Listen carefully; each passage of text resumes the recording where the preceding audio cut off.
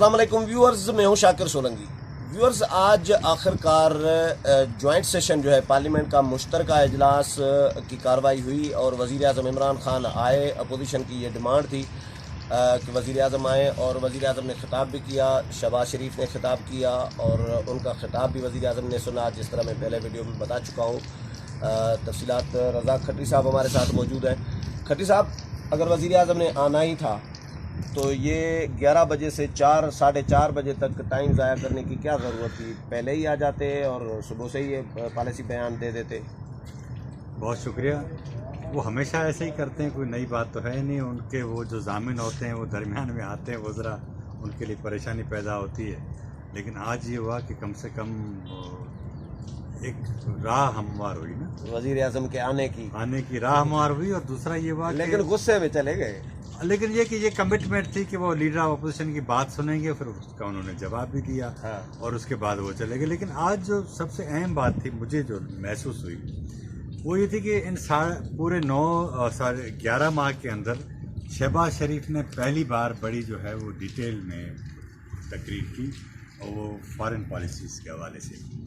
मगर जिस तरह इमरान खान साहब ने कहा कि हमें मालूम था कि मोदी ऐसे ही करेंगे। उन्होंने कहा कि जब हम बिश्केक गए तो उधर ही अंदाज़ा हो गया था कि ये इस तरह करेंगे।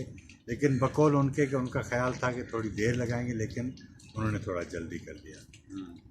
शहबाज शरीफ ने ये सारी बातें उठाई कि जिस तरह उन्होंने ट्रंप वाली बात की कि भाई वो अगर आप ट्रंप के पास गए थे तो या तो वो उनका ट्रंप कार्ड के आप शिकार हुए या उनके ट्रैप कार्ड के में आप आ गए।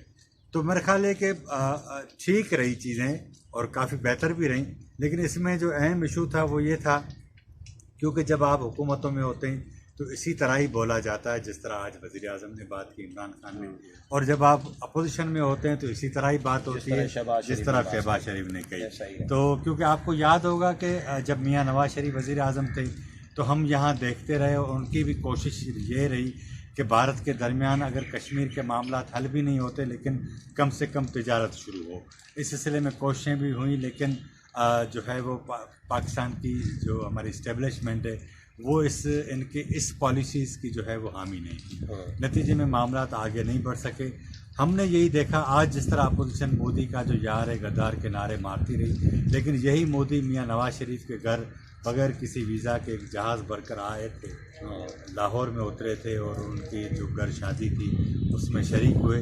तो ये हुक्मरान जो होते हैं तो ये इसी तरह ही करते हैं, और उनके लिए इस सारी बेशर्मी के लिए बड़ा दिल गुर्दा चाहिए होता है कि आप जब नशस्तों जो है वो अगर आप राइट साइड पर होते हैं, स्पीकर की हुकूमत में होते हैं तो आपका रवैया एक तरह का होता है।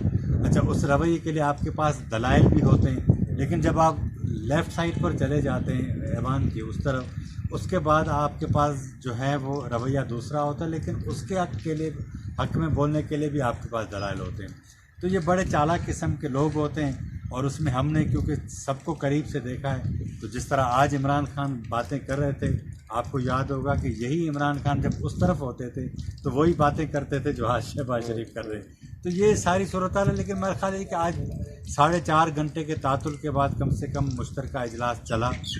बिलावल भुट्टो ज़रदारी साहब ने भी तकरीर की, वज़ीर आज़म इमरान खान ने भी तकरीर की। इमरान खान को वही करना था जिस तरह वो तारीख़ी दलाइल देते हैं। अब क्योंकि वो तारीख़ की जो है वो इस तरह की है कि मैं क्योंकि उसके ऊपर अभी फ़िलहाल तो कमेंट नहीं करता क्योंकि अभी हमारा मौजू नहीं है, लेकिन क्योंकि वो हर दफ़ा कोशिश करते हैं कि एक तरह का लेक्चर दिया जाए ताकि ये जो नई जनरेशन है जो ज़ियाउल्लत के बाद पैदा हुई और जवान हुई, ताकि वो उनको इंटैक्ट रखें। लेकिन इशू ये है कि दो कौमी नज़रे की बातें करना, ये करना, वो सारी बातें अपनी जगह वक्त ने साबित किया था। आज पाकिस्तान बना 25 साल के बाद हमने देखा कि लेकिन अब जो है वो मुस्तकबिल का मामला है, ज़िंदगी का मामला है। मोदी बुनियादी तौर पर असल में हम उसे शिद्दत पसंद करते हैं क्योंकि वो बहुत ज़्यादा ज़हीन लोग हैं, बहुत ज़्यादा हमसे इकोनॉमी उनकी स्ट्रॉन्ग है, चीज़ें समझते हैं, वो असल में इस खित्ते में अपने शराइत के ऊपर हमसे बात करना चाहते हैं, वो जो पाकिस्तान हमसे नहीं कर सकता।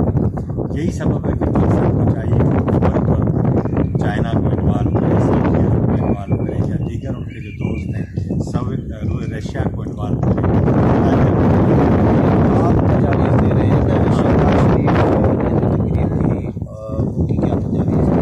शहबाज शरीफ देखें ना, शहबाज तजावीज़ होनी चाहिए। यही बात इमरान खान साहब ने कही कि आप बताएं कि मैं क्या करूं।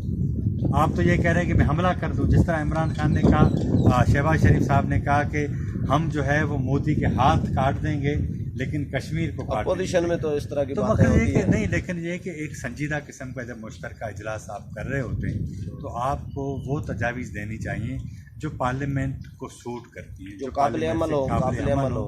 क्योंकि ये ऐसा नहीं होता कि बस आप जो है तजवीज़ तो दोनों तकरीरों में, बिलावल की या शहबाज शरीफ की दोनों तकरीरों में कोई बहुत बड़ी कोई तजवीज़ तो मुझे कौन सी दी गई? मेरा ख्याल ये कि इसका एक सबब और भी है ना, क्योंकि ये इन कैमरा इजलास नहीं था, ओपन था।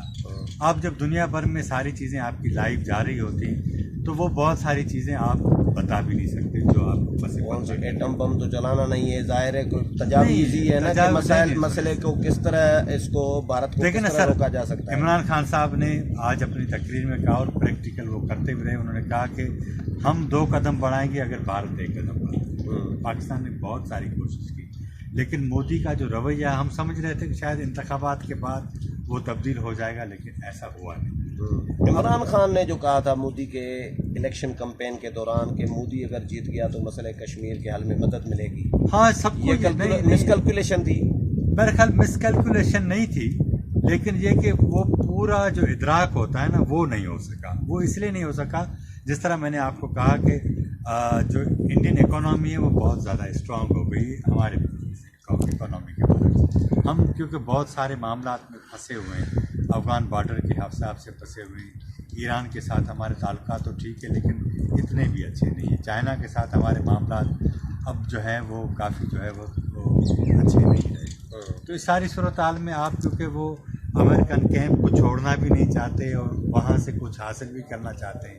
अमेरिका आपको कहता है कि आपको चाइना का कैंप जो है वो उसमें से मुकम्मल निकलना पड़ेगा, लेकिन ये आपकी बस की बात नहीं, क्योंकि चाइना आपकी बहुत हर फोरम पर आपकी मदद करता रहा है। तो ये सारे जो खारजा पॉलिसी होती है तो उसमें आपको फूंक कर कदम रखने पड़ते हैं। तो क्योंकि इसलिए इसमें जो जज्बातियत नहीं चलती, इस तरह की तकारीर नहीं चलती, आपको डिप्लोमेटिक अंदाज में चलना पड़ता है। और ये सारी चीज़ें जो हैं वो इन कैमरा होनी चाहिए।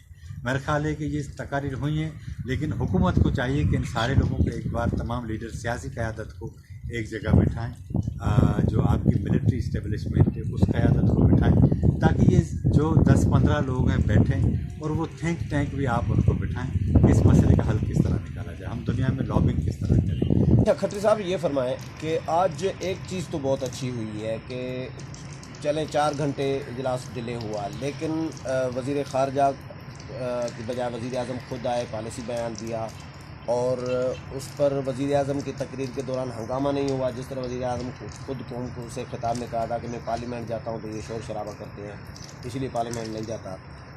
उनकी तकरीर खामोशी से सुनी गई, शहबाज शरीफ की तकरीर खामोशी से सुनी गई, बिलावल की ये तो अच्छा हुआ है। नहीं, ये बहुत अच्छा जेस्चर है। मुझे ये कि आपको देखें ना, कश्मीर का इशू है और वो पाकिस्तान की जो बुनियादी जो पॉलिसीज़ है, खारजा पॉलिसी, उसका अहम जुज़्व है कश्मीर। तो उस पर ऐसा करना चाहिए, ऐसा करना ही चाहिए था।